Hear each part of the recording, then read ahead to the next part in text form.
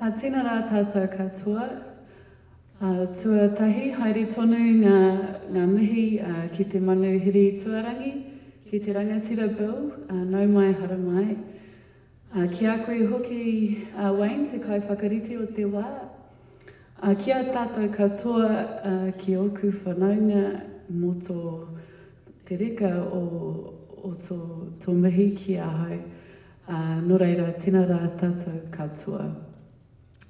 I think it's probably impossible to live up to that introduction, both to my whanaunga Hamaima and to Bill. And I'm really quite humbled to have been asked to come and speak and just share some reflections on the work that I do. And so the final acknowledgement I want to make is just to each and every one of you. I have a suspicion that everyone here is passionate about this issue and works hard at what they do. And I really just want to acknowledge you all for the work that you do to try and make this world a better place. So just to reiterate my introductions, he uri tēnei o Aotearoa kawatoa, no Ōtaki ahau. I come from the centre of the universe, Ōtaki, about an hour up the road. I studied at Victoria University here in Wellington in my undergrad and my masters, and lived in the city for some time. Have also lived in Copenhagen and was really neat experience to live in a city that kind of had it together in a real way. And currently I work a lot with our iwi in the environmental space. I wanted to just start my comments talking about, from a Māori perspective, what the particular considerations for us are and why for Māori this is a really, really important issue.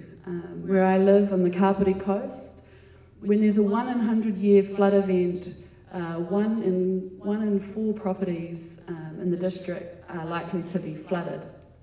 And the image on the screen here, that's Centennial Highway when you leave Paikakariki to head south. Pretty significant storm surge there, and there was some research that came out not long ago from climate scientist and professor at Victoria University, James Renwick, which said that we have a projection of, I think, 2 metres sea level rise within the next 150 odd years. And if we see just 30 centimetres of that rise, those 1 in 100 year flood events will start happening once every 3 years. And so the flood risk for us in Kapiti, and certainly here in Wellington, is very, very real, and will be happening, that 30 centimetres could happen within the next 20 years. Many of our marae, or for our international guests, our local community spaces, typically are in really flood-prone areas and coastal areas and on rivers. But we had the National Māori Climate Change Summit here in Wellington a couple of weeks ago, I think, and we had a number of amazing speakers, lots of experts, including James. But the speaker that I was perhaps the most moved by was a man who lived in Edgecombe and had survived the Edgecombe floods just over a year ago. And he shared his personal experience of that flood and the terror, and there was quite visible trauma there about having to immediately evacuate his home, take nothing with him. He said he didn't change out of the clothes he took for 10 days because it was the only thing he had left, and it felt quite distressing to even to take those off. And he shared that he'd been moved into emergency housing and then to the local campground, and that a year since Edgecombe he'd just been told that the government and the local government, the district council, were no longer going to be able to offer him any support in where he could live. And so he was homeless. And what was so striking about that to me is to consider the fact that we have climate change refugees here in Aotearoa, and they're not just from Kiribati and Tuvalu, they're from Edgecombe and Whakatane. And to just recognise that unfortunately for us as Māori, it's our people who are likely to be the most vulnerable, to have the least resources at their disposal when these significant flood and storm events happen at a larger scale and more frequently. So that's really the context for us as Māori. And I thought, coming to speak alongside Bill and knowing that something that we're wanting to really emphasise as 350 is the importance of a just transition, to share some reflections about what does a just transition look like, and from a Māori perspective, what does a just transition look like? What is needed? How do we do it? And I thought I really have to start to really ground a Māori concept of climate and how do we understand and interpret climate. And so I'm sharing here on the slide. I imagine to most of you that looks like the water cycle, and this is what we would call a whakapapa, or a genealogy of, in this case, of a climate system and of the water cycle. And so I just wanted to share some reflections from this whakapapa, from this way of conceptualising the climate, that I think might be helpful in informing the way that we transition. Firstly, I just want to acknowledge that this is a Te Aotearoa whakapapa. It was shared with me from a whanaunga, Ben Ngaia, and it was given to him from one of our expert tohunga huirangi wai kerepuru. So our way of conceptualising nature, as I imagine lots of New Zealanders know, is that we see the universe as process, not as objects. Everything is a process. Fossil fuel, if you lived for long enough, you would see it's not an object, it's actually a process. And the different atua, or deities, or sometimes referred to as gods in this whakapapa, represent parts of the process of climate. And so you can see stuff that we all, I think, pretty familiar with. Hene Mahina-a-rangi, formation of clouds. Hene tūpare maunga, the orographic effect on clouds that causes rain. Hene moana, collecting all the water from the catchment. Hene pukohurangi, the fog and the mist. Hene wai ita, the evaporation and the transpiration. And tāwhiri mātia, who moves the currents of water through the air and through us as well. And this is all encompassed by hine rau, whārangi rau, angi. And the meaning of this name, or my attempt at translating the meaning of this name, is all the many thin layers that we're held within. The hine rau, whārangi rau, angi is the liminal space which separates us here on Earth from space. And it's a pretty neat way of referring to the atmosphere.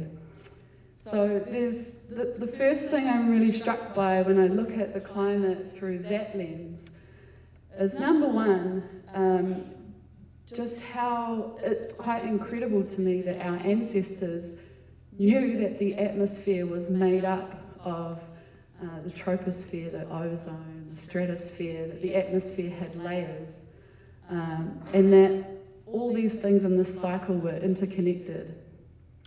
And there's lots of examples of this in environmental science, systems thinking and Gaia, post-humanism, where it's sort of the analogy I sometimes use is like Western science is kind of that guy in the running race who's so far behind, they think they're coming first, and then they get to the end and they're like, oh, you guys already knew all that stuff. So I'm being a little bit cheeky, but the first thing I really wanted to affirm is the importance in transitioning is to really make space for the enduring wisdom of Indigenous, traditional and local knowledges. That there is a very, I know there's people in the audience who could talk, and I have spoken for literally hours about the knowledge that's held in a whakapapa, in a genealogy like this. And it's really important that our transition recognises that wisdom and all that it has to offer the rest of the world. The second observation I wanted to make, I wondered with those atua, with those deities in that whakapapa, there's a particular common characteristic that those atua have. Don't know if anyone picked it up. They're all female. So from a te Aotearoa, from our tribal perspective, everything within the climate system working in this space very much calls on us to recognise the divine feminine. It's very much a feminine space. And from a Māori worldview, we have a very fluid interpretation of people's gender, but we all have within us an iratani and an irawahine, a male and a female energy.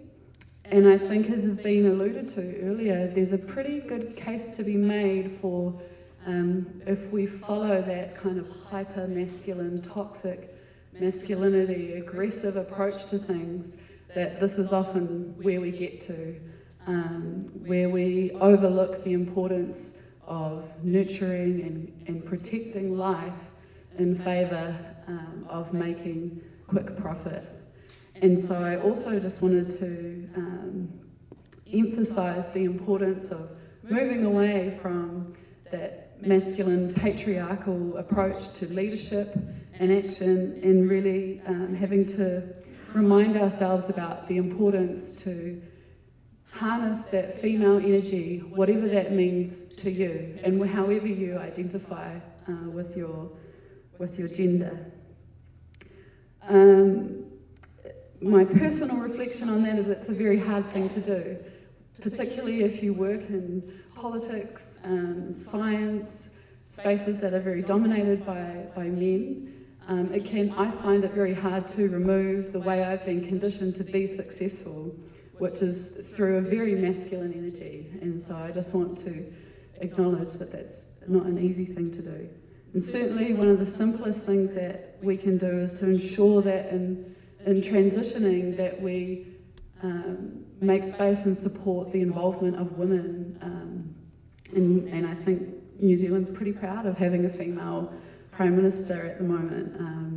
And we've seen very clearly in terms of fossil fuel, for me I directly associate those types of policies, stopping fossil fuel extraction and having a more long-term view with having female leadership. So my final point with this slide is really about the importance of affirming our relationship with nature.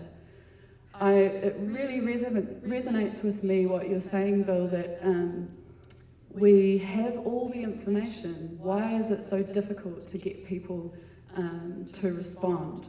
And my tool for that is to try and include in my practice, personally and with my work, a relationship with nature. And my way of doing that is to just visit the same space in nature regularly. For me, it's the same strip of a beach a few times a week. And when you have that intimate connection with a space, you don't need to read in the newspaper that the Tasman Sea is 2 degrees warmer. You can just go and put your feet in it and you can feel it for yourself. You start to notice things like there's more shellfish washing up dead at low tide in bigger numbers. You start to notice the change in patterns of fish migration. You notice the change in the insects and when they start to make certain noises. It could be something as simple for you as noticing when things flower in your garden. But my belief is that if you don't have a real, tangible experience of climate change as a person, it's very hard to be compelled to act in the same way. And we not only need to encourage, in the work we all do, to really encourage that reconnection with nature and that felt experience of climate change, but we need to prioritise that for ourselves. And so I challenge you all, if you don't have that regular practice, to consider introducing that into your work.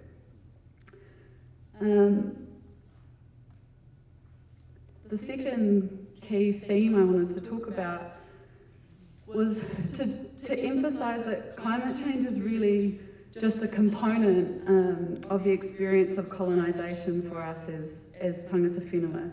It's really a symptom of imperial economics being enforced on us violently and against our will.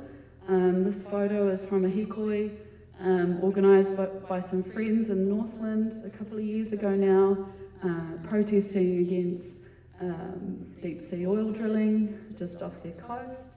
And you can see that there's a lot of Indigenous people there being represented, and it's really important in engaging Indigenous people to recognise that we come to climate change as an issue through the lens of decolonisation. It's not enough to simply engage with the activity of divesting or not using energy sources. That at the end of the day, Māori want to look at how can we dismantle the political and economic systems and drivers and the culture of entitlement that's given rise to this situation where we would prioritise short-term gains over the survival of our planet. And so a just transition really involves recognising how important and how much decolonisation has to intersect with climate action.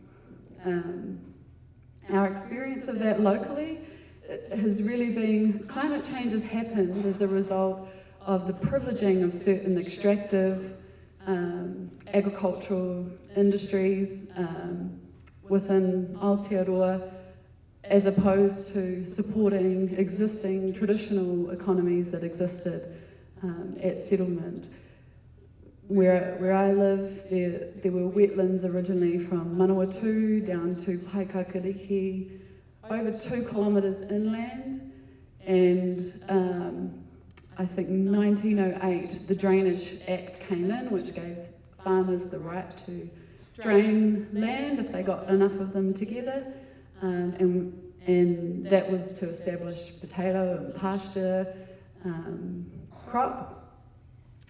And during the process of investigating our treaty settlement, our treaty claims, a team of us used some ecological economics modelling to look at what was the value of just the eel fishery within those wetlands before they were drained. And we ran 3 different models, and the most conservative estimate was the fishery was worth $700,000 billion. And obviously I'd be the first to say that the monetary value isn't the most important thing, but the removal of that economy and putting agriculture in its place and the eventual contribution to climate change that's made, for us, the key issue is what type of political system must we have if we can overlook certain economies that are important for the collective in favour of these economies that tend to only benefit select few. And I think what's so powerful about 350's work is that it's exposing that privilege, it's exposing through the divestment campaigns that for a lot of us, particularly in Māori communities, are kind of just starting to consider hey, where does the money that we hold on behalf of trusts or learning institutions actually go when it's sitting in the bank? And I think there's a real power there in exposing that privilege. The last comment I just wanted to make is the need for having a lot of compassion with each other. I think it was Bill I heard say once, the price of admission to the climate movement was hypocrisy. Is that you, Bill, or I might be misquoting? And that's certainly the challenge for us as Māori, where there's a lot in the media at the moment about Māori fisheries settlement. We've been forced to be structured into these very neoliberal, patriarchal governance structures in order to receive settlement and redress some of the grievance that have been perpetrated. And we're really having to kind of go back to the future and look at traditional Māori economic models. If you're interested in that, there's a great one that's used by Te Wānanga o Raukawa, the Māori University in Otaki, where as a company it reports its financial bottom line, but it also reports how well it achieves kaitiakitanga or stewardship, wairuatanga or emotional and psychological health of its people, and I think there's 10 values in total. So I see that those types of economic models as being really key in that just transition, looking at new ways of defining success. So the last point I just wanted to leave you all with was how important it is to understand the colonial context and economic models that haven't valued nature properly and haven't understood the closed system that we live in, and to emphasise that we can't have climate action in Aotearoa without addressing colonisation, and we're really well placed to do that here in Aotearoa. I think one of the things that we have to offer the wider international movement are these Indigenous enduring ways of thinking that we can share with the rest of the world. So thank you again for asking me to share a few thoughts, and I hope you enjoy the rest of the evening. Nō reira, tēnā rā tātou katoa. Kia ora. That was so great.